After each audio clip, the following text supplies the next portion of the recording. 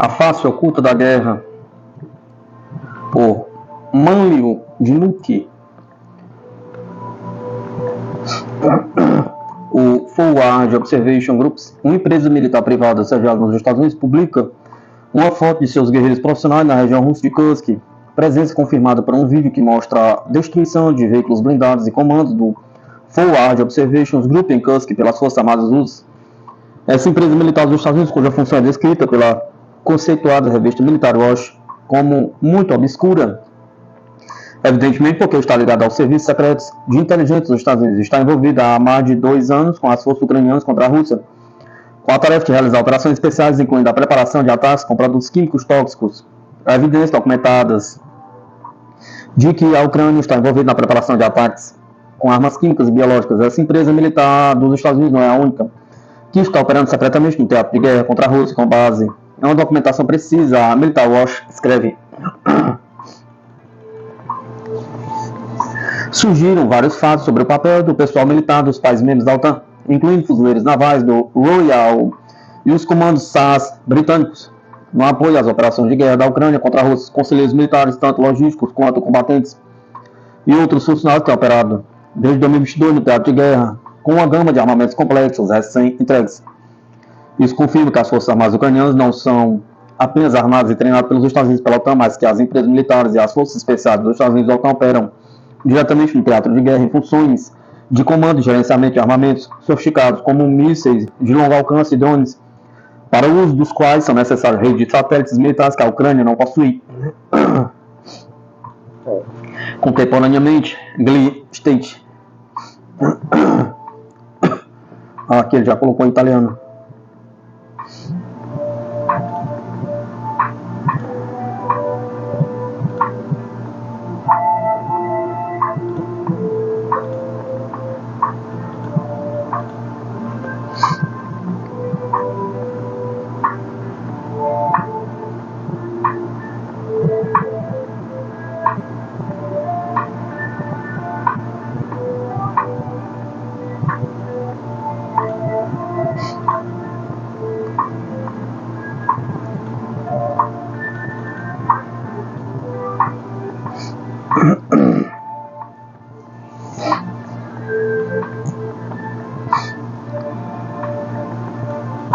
Não dá pra traduzir não.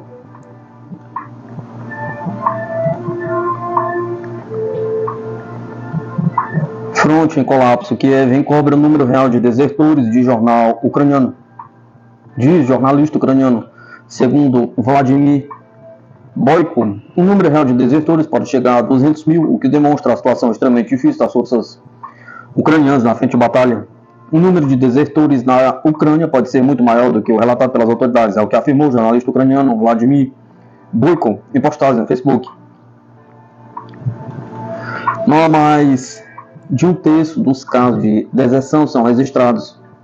Não mais de um terço dos casos de deserção são registrados, já que o Departamento Estadual de Investigação esconde fundamentalmente crimes contra a ordem estabelecida. Os processos não são investigados e ninguém está à procura de desertores, escreveu Boyko. Segundo o jornalista, o número real de desertores pode chegar a 200 mil. Boyko afirmou que, mesmo sendo minimizado pelas autoridades de Kiev, os dados sobre o número de desertores demonstram claramente a situação extremamente difícil das forças armadas ucranianas na frente de batalha. Dado que o SBI, Escritório Estatal de Investigação da Ucrânia, fundamentalmente não insere no registro unificado de investigações pelo julgamento da Ucrânia relatório de comandantes e unidades militares sobre crimes cometidos, o número real é pelo menos 3 vezes maior. Mas, mesmo se assumirmos que no primeiro trimestre de 2024 apenas 25 mil militares desertaram, isso significa o colapso da frente, afirmou o jornalista.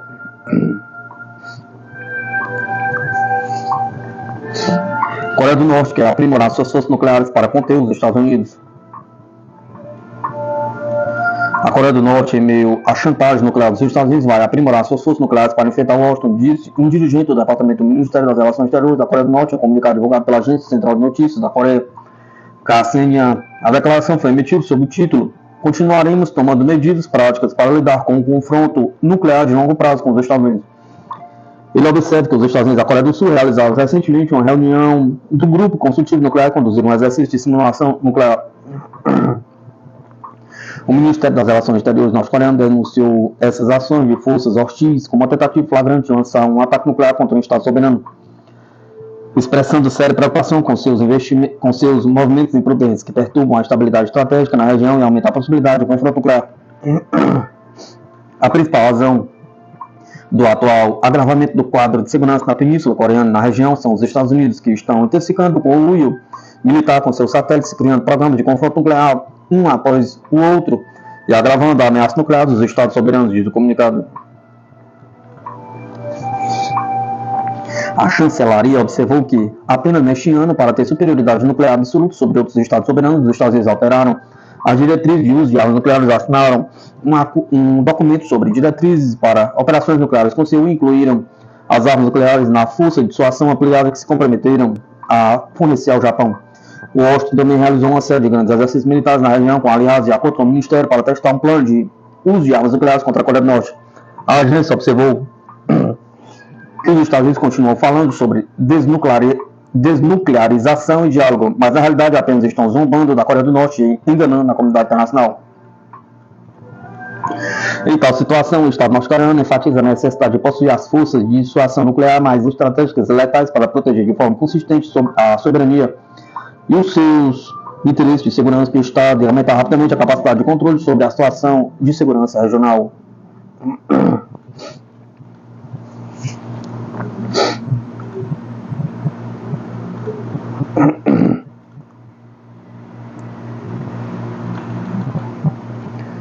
Startup chinesa busca desenvolver fusão nuclear pela metade do custo de rivais dos Estados Unidos, diz mídia.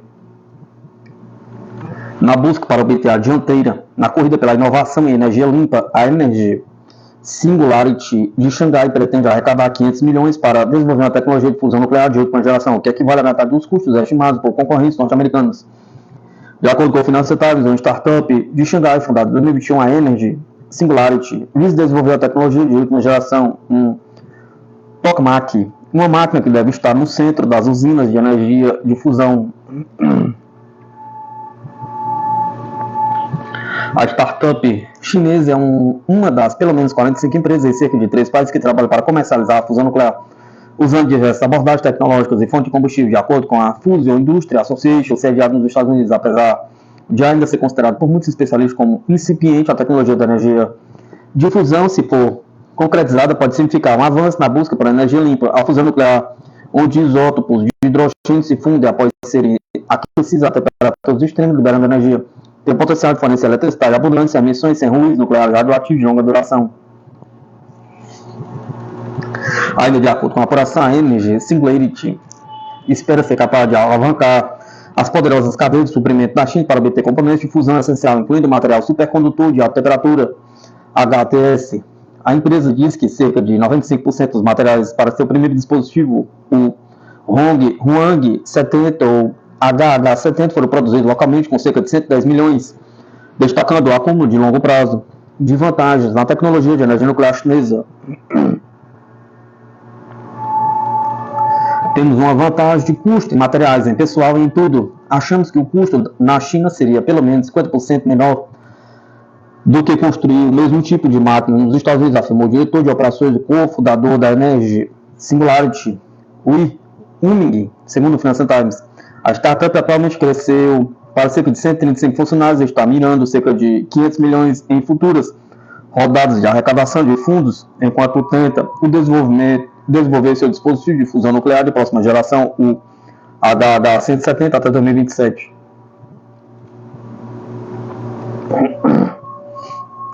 França deve se juntar ao BRICS após mudança de liderança, diz eurodeputado. A França, tradicionalmente a favor da multipolaridade na política externa, deve se juntar ao BRICS. Uma mudança de liderança em Paris tornaria teoricamente possível a entrada da França nesse bloco, disse o ex-deputado francês do Parlamento Europeu, analista político Aymeric Chauprade.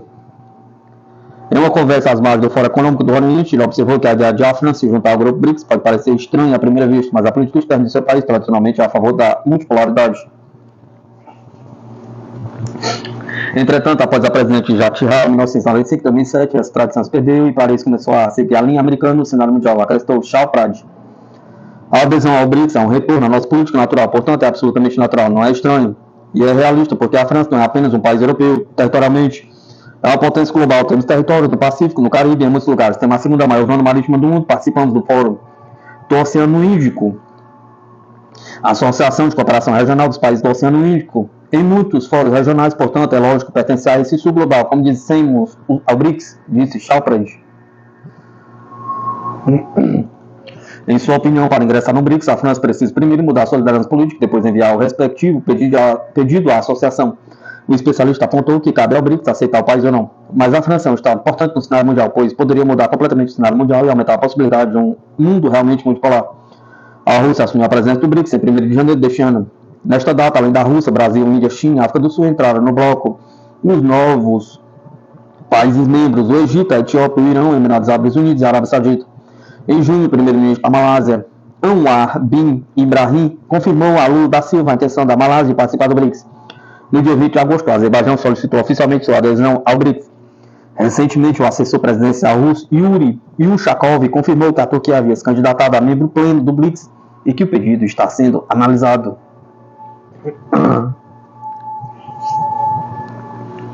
Próximo, a Ucrânia, as forças militares da OTAN estão transformando uma pequena cidade em uma base aérea de 2,7 bilhões de dólares que pode abrigar 10 mil soldados e aviões de guerra com capacidade nuclear.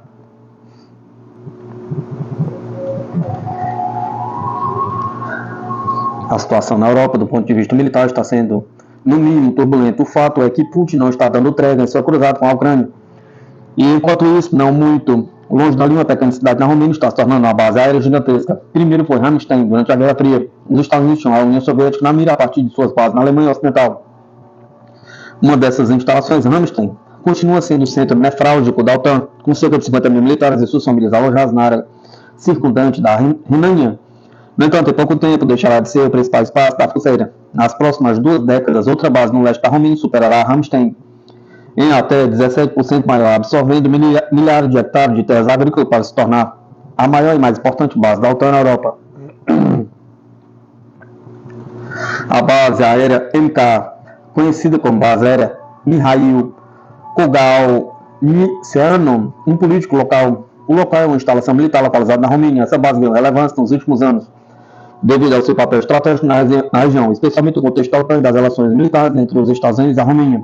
Esta situação está situada perto da cidade de Constança, na costa do Mar Negro, tem sido utilizada tanto pelas Forças Armadas da Romênia quanto por forças dos Estados Unidos desde 1999 da OTAN. Sua localização é considerada chave devido à proximidade com os interesse geopolítico, como o próprio Mar Negro e a região da Europa Oriental. Além disso, também tem sido usada como ponto de trânsito para tropas e suprimentos, especialmente no contexto de operações militares no Oriente Médio e outras regiões próximas. A grande mudança, a transformação desta base aérea em uma espécie de fortaleza da OTAN capaz de abrigar 10 mil soldados e bombardeiros americanos com capacidade nuclear foi concebida inicialmente como uma resposta aos ataques russos à Geórgia em 2008, à Crimeia em 2014, mas o projeto ganhou ainda mais importância desde a invasão total da Ucrânia em 2022.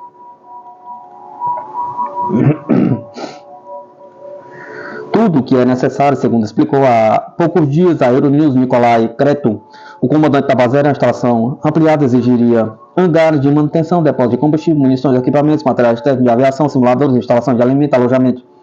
Tudo o que é necessário para apoiar a operação e as missões de uma base desse tamanho, disse ele. Estamos falando de projeto de 2,7 bilhões de dólares com um porta-aviões insubmersível no Mar Negro e uma segunda pista de pouso sendo construída em meio a um planalto montanhoso, que será o centro do controle do sudoeste da Europa. Na verdade, espera-se que um esquadrão de aviões de combate F-16 homens comprados da Noruega, bem como drones MK9 Reaper, cheguem à base em breve.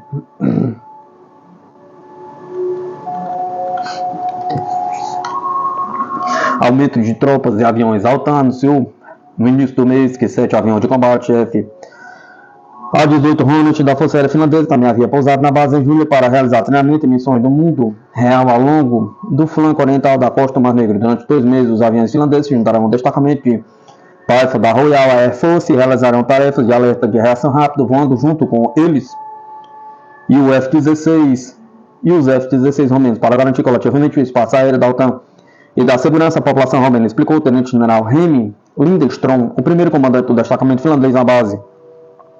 Não é só isso, a presença americana na base também está aumentando, segundo explicou a BBC, o tenente de voo Charlie Tagg, um piloto da Royal Air Force do Reino Unido, que acrescentou que havia muito mais infraestrutura, alojamento pessoal e equipamento.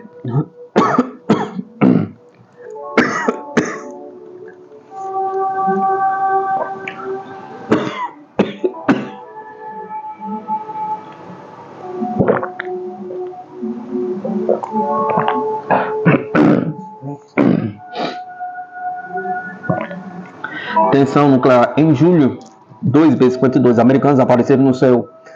A primeira vez que bombardeiros pesados com capacidade nuclear foram desdobrados na Romênia, representando outro ponto de conflito.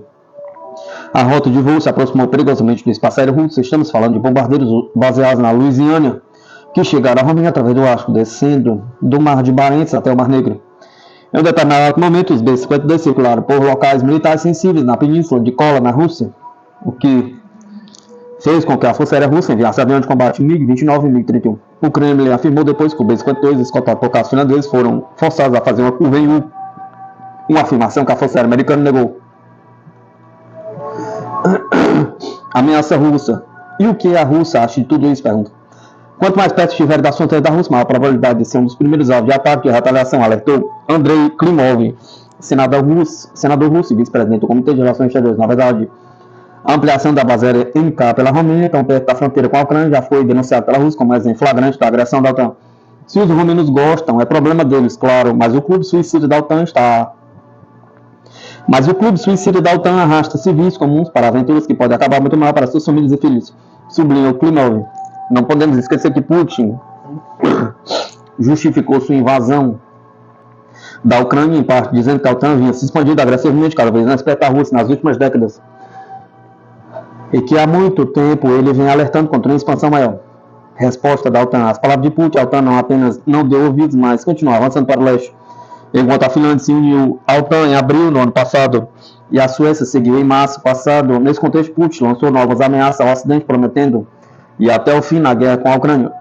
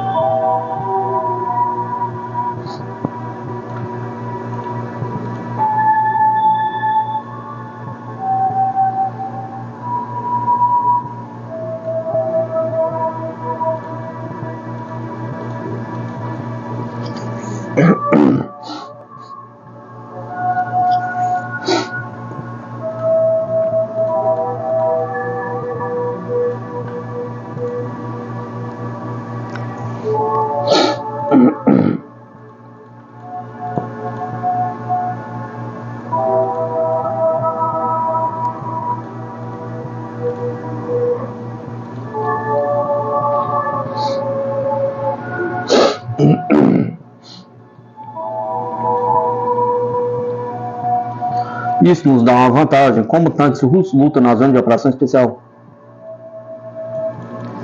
Hoje, 8 de setembro, os operadores de tanques russos estão comemorando seu feriado profissional. Mesmo na época dos drones, os carros de combate desempenham um papel importante em todos os setores da linha de frente.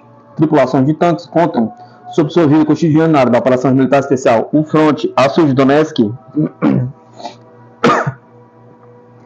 que permaneceu relativamente estático por muitas semanas, finalmente começou a se movimentar. Uma ofensiva foi lançada ao norte de Krasnogorovka, com o objetivo de cercar um grande agrupamento das forças ucranianas. A infantaria de assalto é apoiada por fogo combinado de artilheiros, exército e aviação tática, operador de drones. E é claro, a principal força de ataque das tropas terrestres, os tanques. Na retaguarda, a poucos quilômetros da linha de frente, há um local em uma das áreas arborizadas, onde os veículos blindados do Batalhão Independente de Tanques da 20ª Divisão Motorizada chegaram para reabastecer de combustível.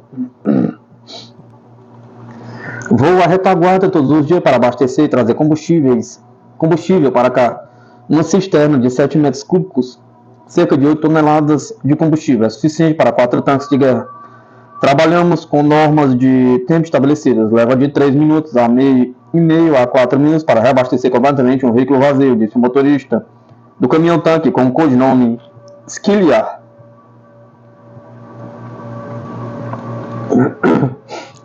Finalmente chegaram 2 tanques T-80 UBM. Um correspondente militar está reportando do local.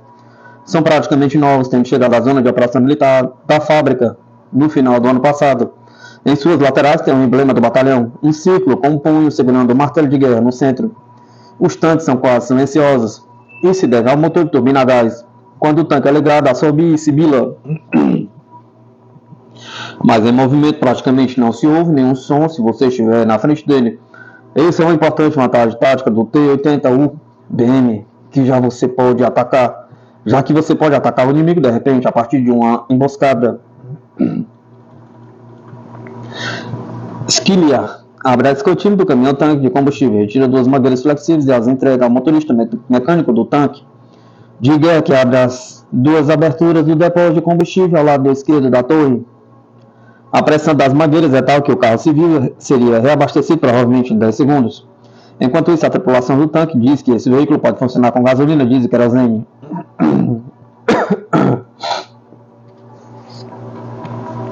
O motor de turbina a gás nos dá muitas vantagens em combate. Por exemplo, tem uma velocidade reversa muito maior do que o tanque T-72 ou T-90. Você vai para fora, dispara e recua, para não ser atingido de volta. Isso é muito conveniente.